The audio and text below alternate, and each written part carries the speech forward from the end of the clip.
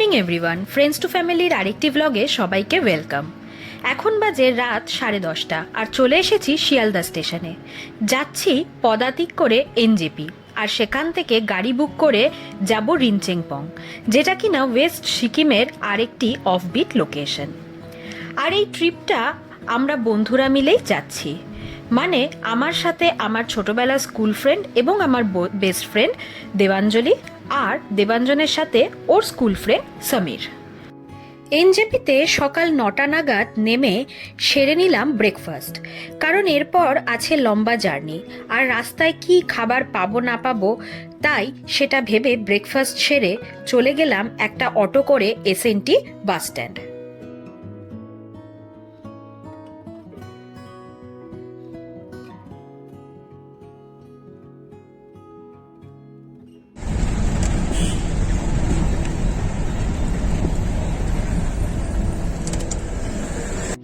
SNT থেকে শেয়ারের গাড়ি করে বেরিয়ে পড়লাম জোরথাংয়ের উদ্দেশ্যে, কারণ রিনচেংপং অবধি কোনো ডাইরেক্ট গাড়ি শেয়ারিংয়ে যায় না, আর আমরাও শেয়ারিংয়ে যাব বলে কোনো রিজার্ভ গাড়ি বুক করিনি।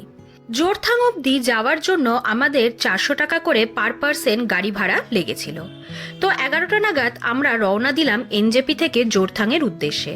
তার মধ্যে রাস্তায় কনস্ট্রাকশনের কাজ চলার জন্য আমরা পড়েছিলাম বিশাল এক ট্রাফিকের পিছনে। এত সরু রাস্তা হয়েছিল যে 1 বাই 1 গাড়ি পাস করানোর জন্য সময়ও লেগে গেছিল প্রচুর, আর তার সাথে লাগছিল প্রচণ্ডই গরম। বুঝতে পারছিলাম না যে ঠান্ডা পাওয়ার জন্য এত দূরে এলাম, কিন্তু যা গরম তাতে তো বাড়িতেই এসি চালিয়ে বসে থাকলে ভালো হতো। তো যাই হোক, 2:30 নাগাদ আমরা জোরথাংয়ের স্ট্যান্ডে গাড়ি আমাদের নামিয়ে দিল। তারপর সেখানের একটা চাইনিজ রেস্টুরেন্টে লাঞ্চ সেরে গেলাম রিনচেংপংয়ে যাওয়ার জন্য গাড়ির উদ্দেশ্যে।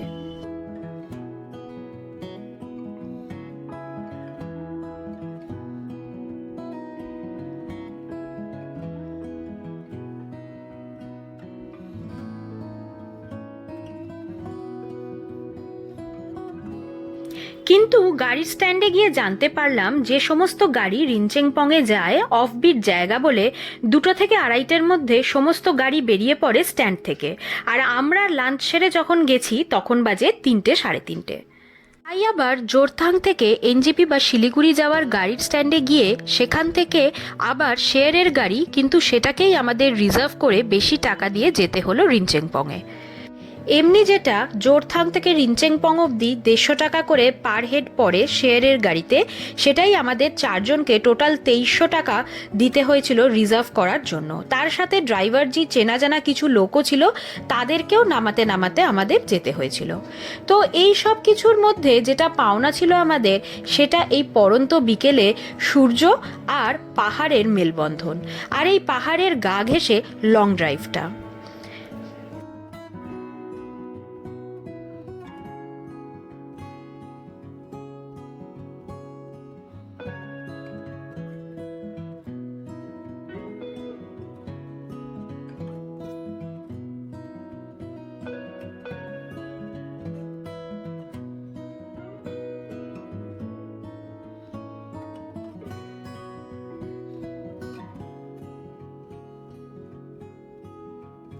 তারপর সন্ধে 6টা নাগাদ পৌঁছালাম হোটেলে।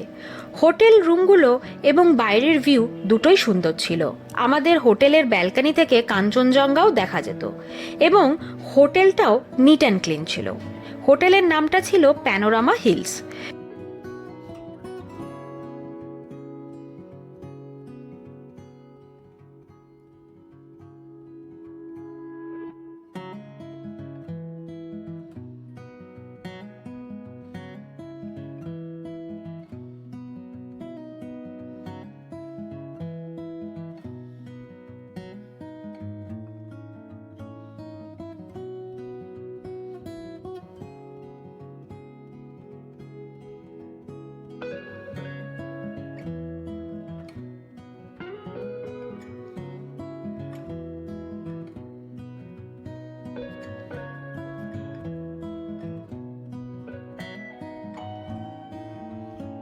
তো যাই হোক, এতক্ষণ টানা গাড়ি করে আসার পর প্রচণ্ডই টায়ার্ড ছিলাম, তাই তাড়াতাড়ি ডিনার সেরে শুয়ে পড়েছিলাম।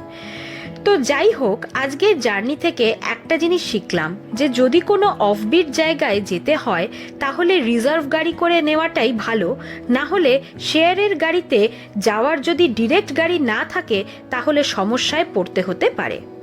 তো যাই হোক, আজকের ব্লগটা এখানেই শেষ করলাম। দেখা হবে কাল সকালে আপনাদের সাথে। সবাইকে good night. When the moon hits your eye like a big pizza pie, that's amore. When the world seems to shine like